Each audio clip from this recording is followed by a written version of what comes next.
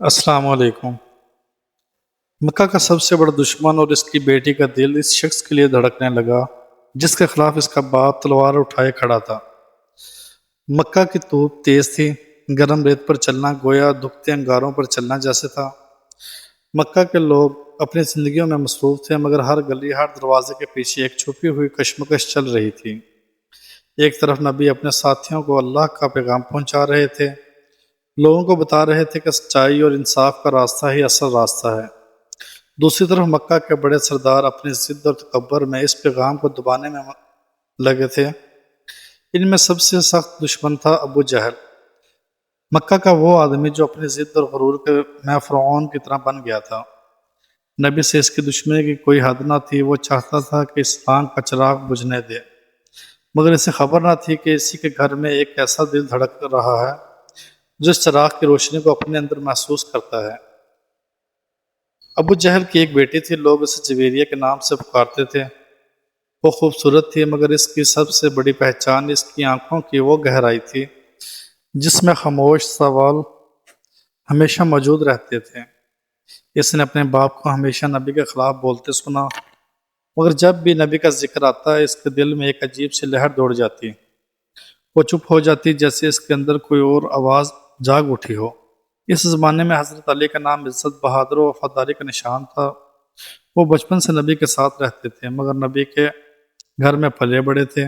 میدان جنگ ہو یا کسی بھی کمزور کا سہارا بننا، علی ہمیشہ سب سے آگے ہوتے تھے۔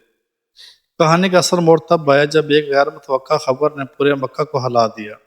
ابو جہل کی بیٹی کا رشتہ حضرت علی کے ساتھ جڑ گیا۔ مکہ کے لوگ سکتے میں آ گئے، یہ کیسے ہو سکتا ہے؟ وہ حیرت سے ایک دوسرے سے پوچھتے، ابو جہل کے گھر کا رشتہ علی کے ساتھ، یہ تو ناممکن ہے۔ یہ خبر دشمنوں کو جلا رہی تھی اور مسلمانوں کو حیران کر رہی تھی۔ لیکن یہ سب کیسے ہوا؟ کیا ابو جہل نے خود یہ مان لیا؟ کیا بیٹی نے اپنی مرضی سے ہاں کی؟ اور نبی نے کیا فیصلہ کیا؟ یہ جاننے کے لیے ہمیں کہانی کی گہرائی میں اترنا ہوگا۔ کبھی کبھی دل کا فیصلہ خون کے رشتوں کو بھی بدل دیتا ہے۔ جویریہ اپنے باپ کے بڑے محل نما گھر میں بیٹھی تھی، مگر اس کے دل میں عجیب سی بے چینی تھی۔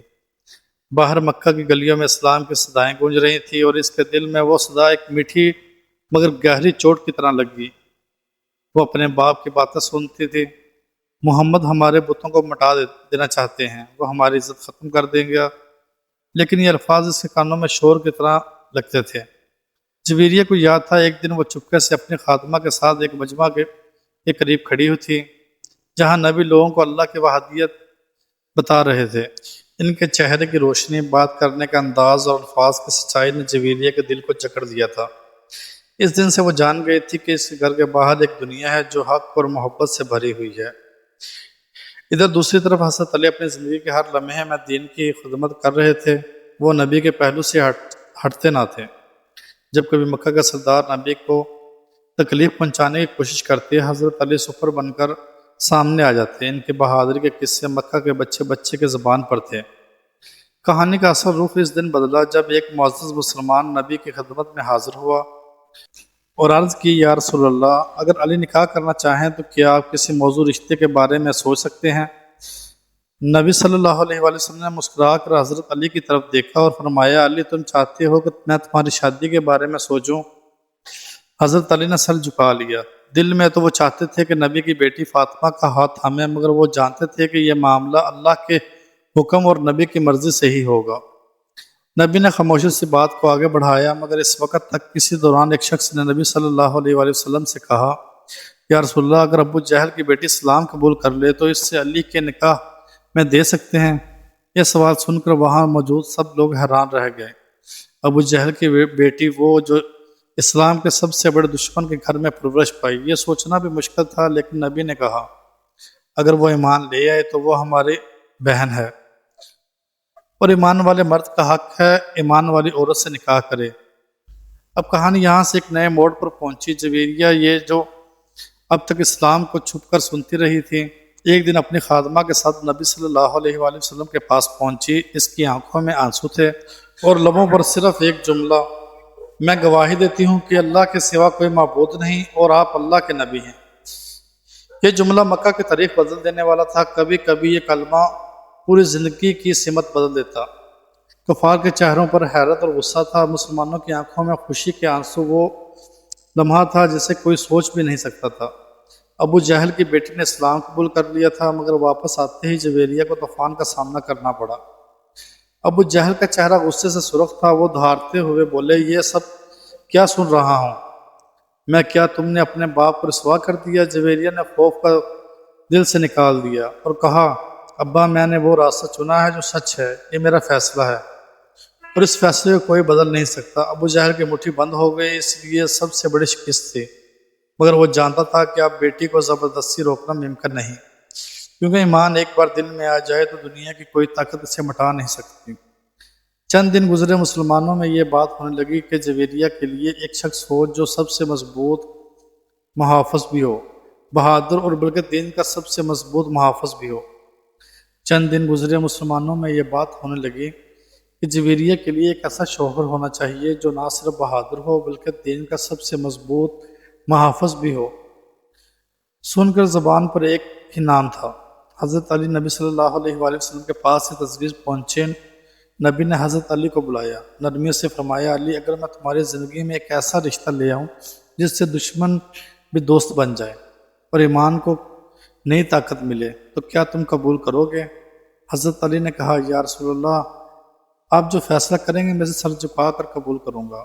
نبی صلی اللہ علیہ وآلہ وسلم نے مسکرا کر کہا، تو پھر جویریہ تمہارے نکاح میں ہو گئی۔ یہ سن کر حضرت علی کے دل میں شکر کا ایک سمندر بہہ نکلا۔ انہوں نے سوچا، یہ نکاح صرف دو دلوں کا نہیں بلکہ دو دنیا کے بیچ ایک پل ہوگا، یہ ایک پل جو دشمنی کو مٹا کر ایمان کا راستہ ہموار کرے گا۔ نکاح کا دن آیا، مکہ کے مسلمان خاموشی سے جمع تھے۔ حضرت علی سادہ کپڑوں میں مگر چہرے پر نور اور عاجزی کے لیے کھڑے تھے۔ جویریہ ایمان کی چادر میں لپٹی ہوئی حیا سے جھکی بیٹھی تھی۔ نبی نے اپنے دستے مبارک سے نکاح پڑھایا اور اس لمحے مکہ کے آسمان پر جیسے رحمت کے بادل چھا گئے۔ یہ نکاح صرف حضرت علی اور جویریہ کی زندگی نہیں بدل رہا تھا بلکہ مکہ کی تاریخ میں ایک نئے باب کا آغاز کر رہا تھا۔ نکاح کے بعد ایک ایسا امتحان آیا جس نے دونوں کے ایمان کو آزمایا۔ ایمان کا راستہ ہمیشہ آسان نہیں ہوتا مگر اس کا انجام سب سے خوبصورت ہوتا ہے۔ حضرت علی اور جویریہ کا نکاح مکہ میں ایک نئے آغاز کی علامت، مگر جیسے ہی یہ خوشخبری مسلمانوں میں پھیلی، کفار کے دلوں میں حسد اور غصے کے شعلے بھڑک اٹھے۔ ابو جہل کے گھر سے نکل کر جویریہ نے ایمان کے راستے کا انتخاب کیا اور یہ بات اس کے پرانے رشتہ داروں کو گوارا نہ تھی۔ نکاح کے چند دن بعد حضرت علی اور جویریہ کی زندگی میں آزمائش کا پہلا طوفان آیا۔ مکہ کے چند بڑے سرداروں نے کوشش کی جویریہ کو واپس اپنے کفر کی طرف کھینچ لائیں۔ وہ اس کے پاس آئیں اور بولے، تم نے اپنی دنیا تباہ کر دی، علی غریب ہے، نہ مال ہے نہ جائیداد ہے، تم چاہو تو ہم تمہیں دوبارہ عزت اور آسائش دے سکتے ہیں۔ جویریہ نے سن کر مسکرا کر جواب دیا، عزت اور آسائش ایمان کے بغیر کچھ نہیں، میں نے وہ دولت چنی ہے جو کبھی ختم نہیں ہوگی۔ یہ جواب ان سرداروں کے لیے ایک اور زخم بن گیا۔ انہوں نے حضرت علی پر بھی دباؤ ڈالنے کی کوشش کی، مگر علی وہ تھے جو جنگ کے میدان میں تلوار اٹھانے سے نہیں ڈرتے تھے۔ ان دنوں مکہ کے حالات سخت تھے، مسلمانوں پر معاشی پابندیاں لگائی جا چکی تھیں۔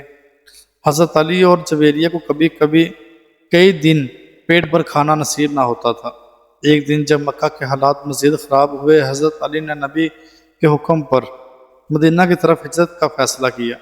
یہ سفر آسان نہ تھا، رات کی تاریکی میں چپکے سے گھر سے نکلنا پڑا۔ راستے میں کئی بار ایسا ہوا کہ دشمنوں کے قدموں کی آواز قریب آ گئی۔ حضرت علی نے اپنی جان کی پرواہ کیے بغیر جویریہ کو بچانے کے لیے آگے بڑھ جاتے۔ ایک بار تو ایک دشمن کے قریب پہنچ کر حملہ کرنا چاہا، مگر حضرت علی کی تلوار کی چمک دیکھ کر پیچھے ہٹ گئے۔ بالآخر وہ مدینہ پہنچے جہاں مسلمانوں نے خوشی سے ان کا استقبال کیا۔ وہاں ان کے لیے امن تھا، محبت تھی اور وہ خاندان تھا جس نے انہیں اللہ کے لیے اپنا لیا۔